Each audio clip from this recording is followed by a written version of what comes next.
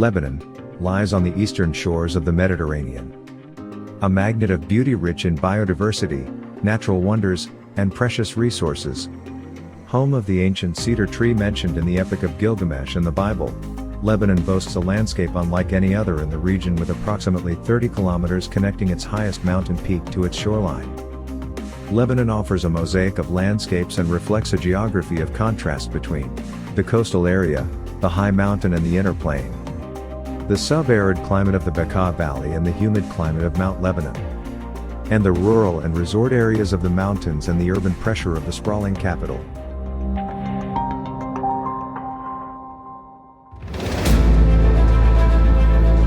The first time I held the binoculars to my eyes, I fell in love with birds. This statement sums up Mr. Assad Serhal's passion for nature as a whole. From co-founding the Society for the Protection of Nature in Lebanon, SPNL, in 1983 to establishing 25 Himas protected areas and serving 3 times as Birdlife International Global Councilor, representing the Middle East Region Partnership, Mr. Assad Serhal has dedicated his life to making Lebanon a shining example for nature conservation and local empowerment. 18 kilometers away from Beirut, in the foothills of Mount Lebanon, lies the quaint village of Keyfoun, where Assad Serhal was born. Young Assad spent much of his time in nature, and naturally went on many hunting trips with his father. While on a 2-week visit to London in 1976, the Civil War broke out and, a teenager then, he was forced to remain there alone for 1 year. This harsh experience definitely made an impact on Assad's outlook on life, his solace in nature, and the career path he chose later on. Mr. Serhal completed his education at Oklahoma University, receiving degrees in ecology and wildlife management, and after only a few years in the United States, he decided to return to his beloved Lebanon to start realizing his dream and goal of conserving Lebanon's unique, diverse, and highly threatened ecosystems and biodiversity. He worked closely with IUCN, the Lebanese Ministry of Environment, GEF, UNDP, local NGOs and SPNL to initiate, in 1993, what is now known as the First Protected Areas Project for Lebanon, the Chouf Biosphere Reserve.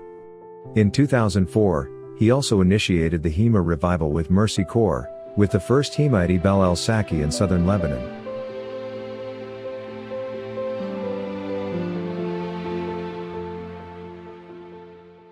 This is Ghassan Aridi. I'm a friend of Assad Serhal. We are from a neighbor villages. He's from Keyfoun, I'm from Baysur. And then due to the war, everybody left our country, Lebanon, and he went to United States and I went to Spain. He has done a specialty called wildlife and environment. I did tourism and hospitality.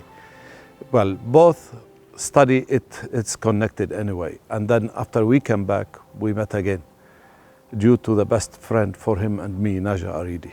And we came back to talk about what he has done and what I have done. I have discovered that he done more than 25 sites in Lebanon, environmental sites, and it covers 6% of the surface of Lebanon.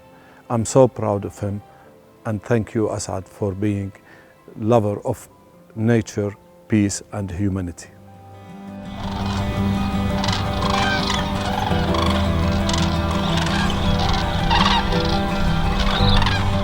While Lebanon lies on the second most important flyway for migratory birds as they travel between Europe, the Middle East, Asia, and Africa, iconic species such as storks, lesser spotted eagles and pelican are threatened by hunters as they rest to refuel on their long migration, twice each year. SPNL partnered with BirdLife in order to ensure birds a safe passage during their annual migrations, protect nature and biodiversity, and to ensure sustainable use of natural resources by reviving the concept of Al-Hima. SPNL took the initiative to support the Lebanese government with the enforcement of the hunting law, clarifying the legislation, working with communities, and undertaking joint operations to ensure better law enforcement to help tackle the illegal killing crisis.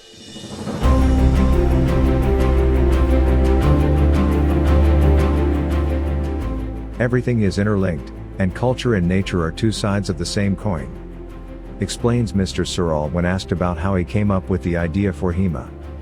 Faced with the challenge of establishing the first nature reserve in the country, Serhal took into account Lebanon's rich biodiversity that is highly populated, and how so many people were living in harmony with nature, especially in the rural areas and high mountains.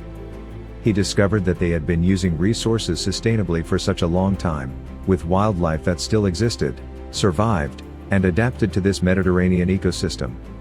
He quickly realized that removing or changing the people and the various traditional practices they perform in nature, or taking livestock out of the protected areas would have a negative effect on the main aim of conserving biodiversity and nature.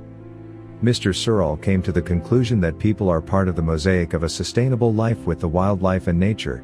I had to deal with the communities, I had to listen to their problems and challenges.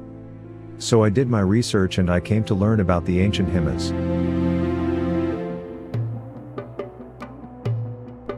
1,500 years ago, the Arabian deserts and what we now call the Middle East, was home to nomadic tribes who frequently came into conflict with each other. In this harsh environment, a Hima, which in Arabic means protected area, became a place of peace and cooperation for everyone. In a Hima, conflicts was forbidden and scarce natural resources were carefully and collectively managed for the good of both people and nature. And when the religion of Islam adopted this idea of Hima, this communal management of the natural world took hold in the Middle East region as a whole. And it was only in the early part of the 20th century that it began to disappear. But now Mr. Serhal and his organization are helping to bring it back. Mr. Assad Serhal, my dear colleague, is much more than a protector of Hima. To me, he's a global conservation icon and a living treasure. Trained in traditional conservation management and wildlife biology, he learned very quickly upon returning to Lebanon that conservation without the meaningful involvement of the community is simply a non-starter. He was able to find answers from our past to meet the most critical conservation needs of the future. We need to all thank Assad, his colleagues at SPNL, and all who believe that the Hima revival can help meet the critical needs of our future and our children's future.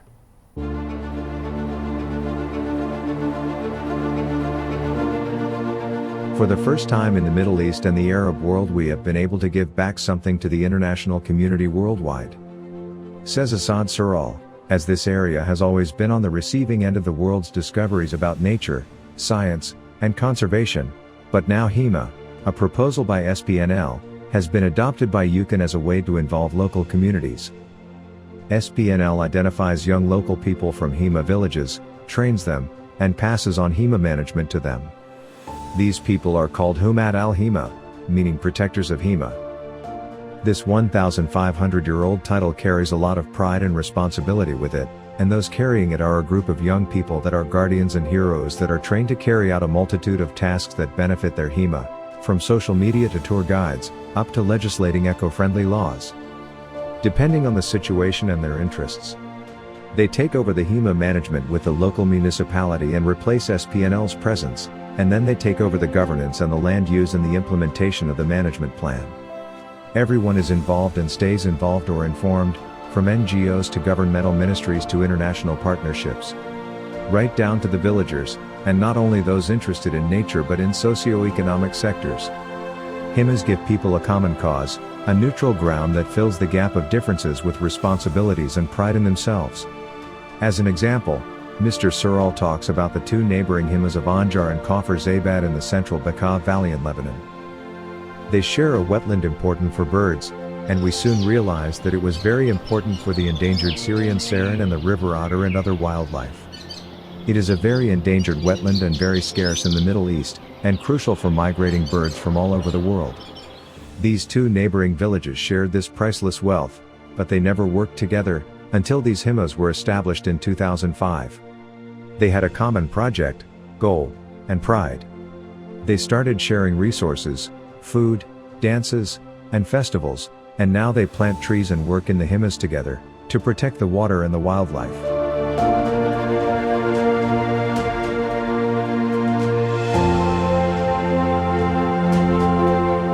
Working with SPNL in the wetlands of Kfar Zabat and Anjar has been a pretty amazing experience. I mean, imagine an aquifer in the Bekaa Valley, which is a pretty water-scarce region. Imagine two pretty distinct communities, one with Bedouin roots and the other one with Armenian roots, that are picking up the challenge to jointly govern their water resources and jointly protect these wetlands and discuss how much water is allocated to which village and the resource users in it. Doing that has been an amazing experience. We've tried to marry the principles of adaptive management and the fact-based kind of decision-making, using available information, using available knowledge for that decision-making as best as we could. And the combination of the two was brilliant. It's happening today.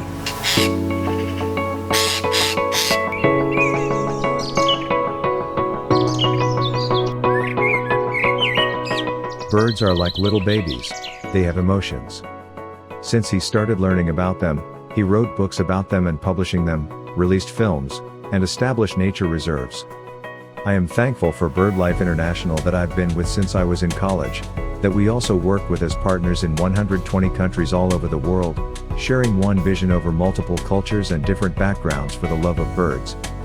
Mr. Serhal goes on to advise everyone to take the time to observe birds, how they raise their families, how they live in a very sustainable way, how they migrate, and to volunteer and help the community by protecting them. This not only gives us a better way of life, but bridges the divide among differences and preconceived ideas. It is inspiring to see and learn about all these beautiful different colored birds that come from all over the earth, doing good wherever they go. We can be the same with faith and hope with Himas. The latest project Mr. Serhal is working on is a model project connecting communities thanks to MAVA.